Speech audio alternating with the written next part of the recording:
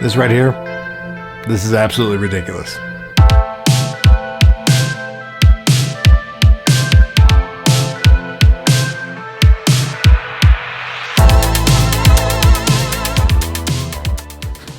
Mind you, it's a good kind of ridiculous, but it's legitimately obscene. Like, I literally have two tables out here to hold Eternia, Snake Mountain, and Castle Grayskull, and I'm still kind of bursting at the seams. Like, Eternia is hanging off the edge of the table because it's that deep. This is the most absurd playset, mind you, that you could possibly get for MOTU fans. Like, connecting everything, having it all, like, you're gonna have to have like a separate bedroom just for this. Mind you, that's a good problem to have because this is one of the greatest toys ever made. This is the thing of childhood playground legends. Like, I didn't know anybody that had this. I never saw one growing up until, you know, I was like in my 20s is when I finally came across an actual retro Eternia playset. So I was excited when Mattel Creations said, hey, we're gonna do a crowdfunding thing and you can have your own Eternia playset. Now, it was $550, which is a lot of money, but if you ever looked up the, you know, in-box price of a classic retro Eternia playset, then you know that $550 is pretty much a bargain. So with that, we got a bunch of toys for our money, so to speak. Like, I hesitate to call this a toy. It is, you know, it came in a box bigger than my child's bed, for crying out loud. But we got a couple little perks for, you know, the backing tiers. We got Modi, the Moat Monster, cute little guy. Hide him under the bridge or under the tunnel. And we also got King Grayskull. And that's it. They were trying to add a third figure, Keklar. At 10,000 backers, they were going to give us Keklar. I think when it was all said and done, there was 9,200 plus backers, so a little short, but come on, Mattel. You raised over $5 million and you couldn't give us the $10 Keklar figure? I really think they should have just included that. Assembling this thing is a bit of a task, as you can imagine. It is a massive behemoth. It took me about an hour and a half, and a lot of that is due to the fact that there was a crap ton of stickers to put on. And I say crap ton, there's probably around 80. I mean, they're numbered, I'm not going to count them right now, but there was a lot of stickers.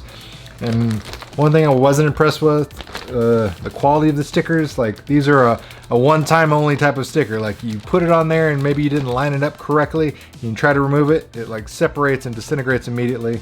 Mattel, for $550, you could have gave us a little bit better sticker quality.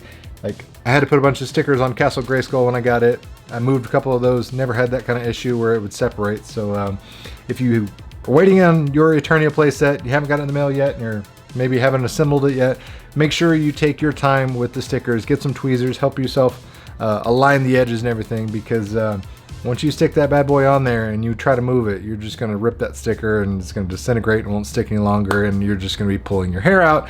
So just keep that in mind.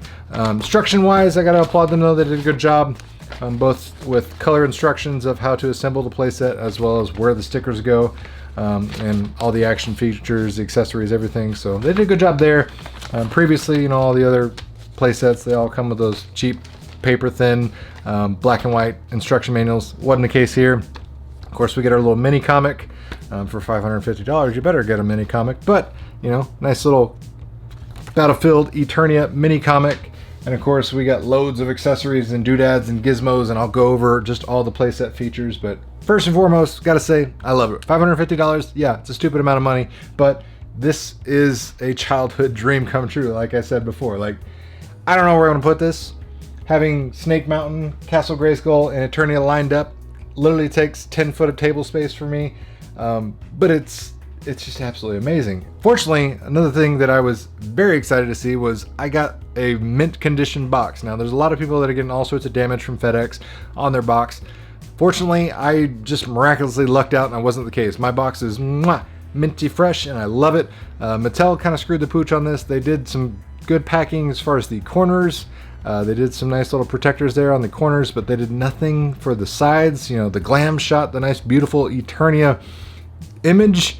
A lot of people are getting their boxes dented, gouged, scarred up because they didn't put any kind of barrier in between. I think for $550, for crying out loud, Mattel, you should have covered this thing 360 degrees, not just the edges. So they definitely skimped out on that, which is a... So I'm sad to see all the other collectors having issues, but whew, Skin of my teeth, I just lucked out and didn't have that issue myself. We also got a beautiful Eternia Playset poster. Displaying everything is going to be everyone's headache. You know, how are you going to be able to do this? Where are you going to put it? But let's go ahead and inspect it, go through the playset features, because I mean, it's Eternia, man. This is the greatest playset for MOTU fans ever created. So we'll start off with the key play feature, the moneymaker, if you will. This is the thing that most kids absolutely started drooling over the first time they saw it in action. The battle tram going around Eternia on the track. So got, you know, a nice little spot here for our action figure. These stickers were a nightmare to put on, but you can take this hard shell off. We got a gun there. Put your figure in there, close it on. Got your power button. Got a little guide here, and then the wheel and the motor and everything.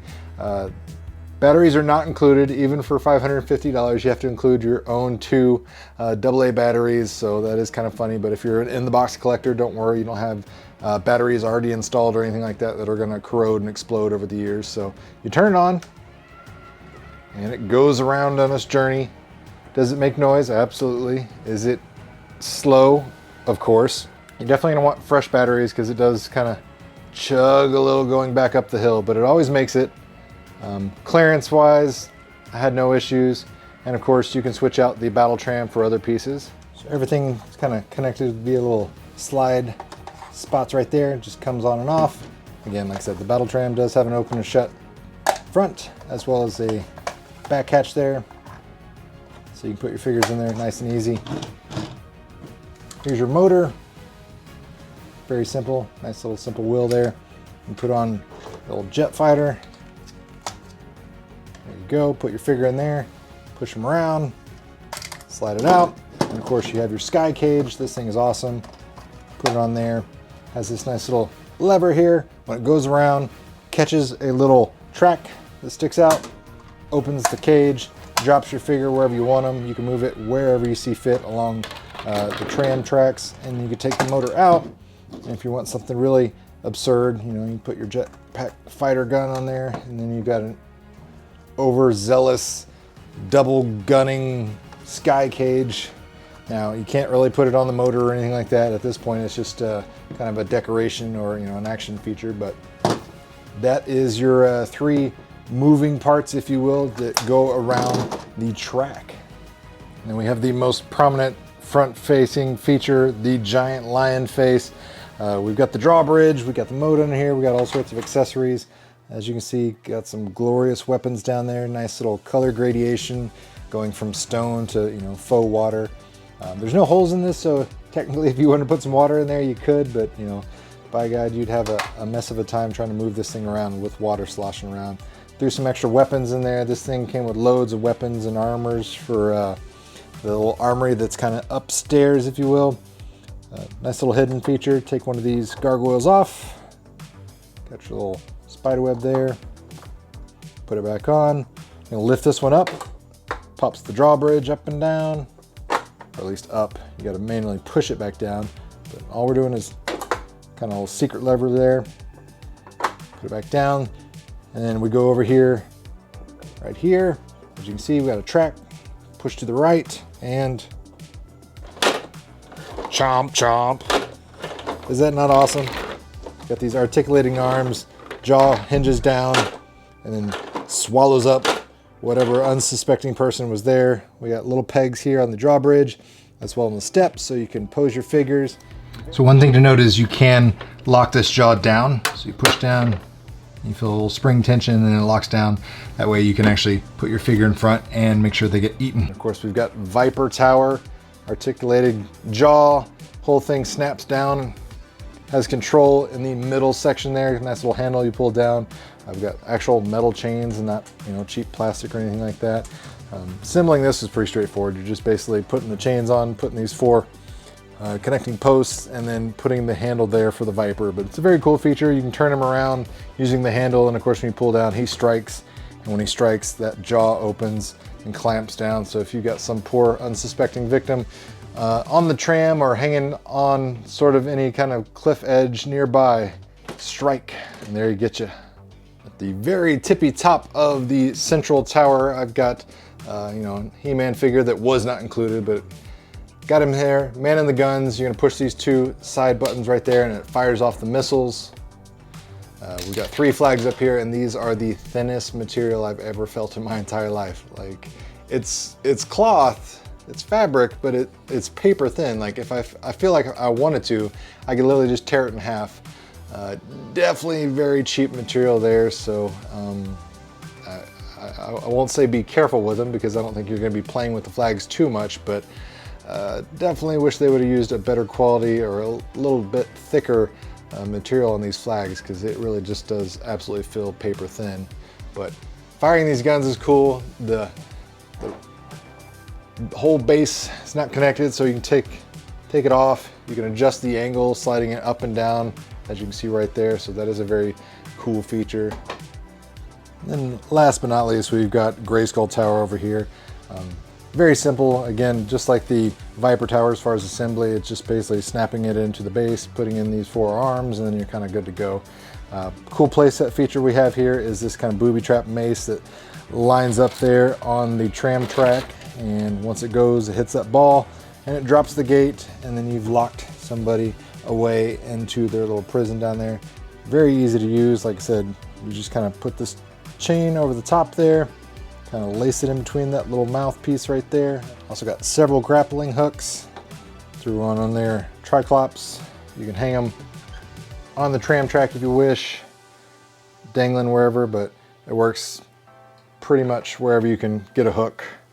So you can put them there, put them wherever, hang them off the tower. We get 4 of them in total, so you can have all sorts of figures dangling. And of course, over here at Grayskull Tower, there's a nice little podium spot for a figure to man the space there on the turret. And coming along the backside, got a nice little walking bridge out here. Like I said, this thing is literally overhanging the table because it is very deep. And as you can see, I've got, you know, Snake Mountain, Eternia, Castle Grayskull. I mean, I can't get this on camera. I've got 2 tables set up and it's still overflowing. And we've got a nice little elevator here. It has 2 peg holes. That way you can position people's feet, lock them in place. Got the sorceress there. A little turning wheel here that's gonna help bring them up.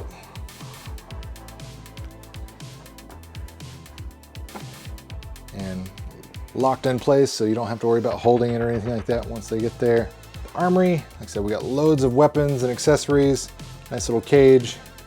Got our little workout dummy there, a little horde trooper. He does spin and turn and rotate. He's connected to the little command chair here. So as you turn one, the upper one is going to turn, vice versa. You will have to watch out sometimes. The chair does overhang the elevator here, so if you're trying to roll somebody up, you'll run into some friction points there. So just kind of be wary. Future things that may cause you problems. Got a little command console computer back there. Got a little ladder. You can go up here, have somebody climbing. It's got spots for both sides, and you can put it basically at any level you want. So wherever you want to move this ladder, you can. Very simple. Snap it in there. And on the back of Grayskull Tower, we've got a trap door. So you're going to push this lever, and the person falls into the jail cell. And if you want to reset it, you're going to push this over, drops that down, push that back up, and you've reset your trap door and locked it back in place. Like I said, truth be told, when everything is set up and you got all the play sets connected and conjoining, I mean, this thing is absolutely ridiculous. I mean, Castle Grayskull, even with its, like, you know, Wing Raider and Point Dread and Talon Fighter, is absurd in itself, but then you just throw in this thing and it's just a whole nother level of ridiculousness. I mean, 2 tables, can't contain it, but I honestly can't tell you how excited and just in love with this thing I am. It was a stupid, crazy expensive purchase, but it's one that I will cherish for many, many years. My son, when he grows up and gets a little bit older, and I don't have to worry about him ripping these tracks off, he's gonna love this thing for sure. This is as close to having a time machine as it gets. Like, if you would have told me 10-year-old Doug that, hey, at some point you'll have your very own Masters of the Universe all-encompassing room playset diorama type of thing, and you get to see boobs whenever you want because you're married, I mean, I would have been ecstatic. My head probably would have exploded. So, I mean, I don't know what else to tell you. Guys, if you picked this one up, let me know your thoughts and opinions of the Eternia playset. If you didn't pick it up, are you dreading it? Are you regretting it? Was the price point just too much for you? Let me know your thoughts and opinions down in the comments below. If you enjoyed the content, make sure you hit that like button. Share this video with your friends if you found the information helpful. And as always, thanks for watching, guys. Really means a lot.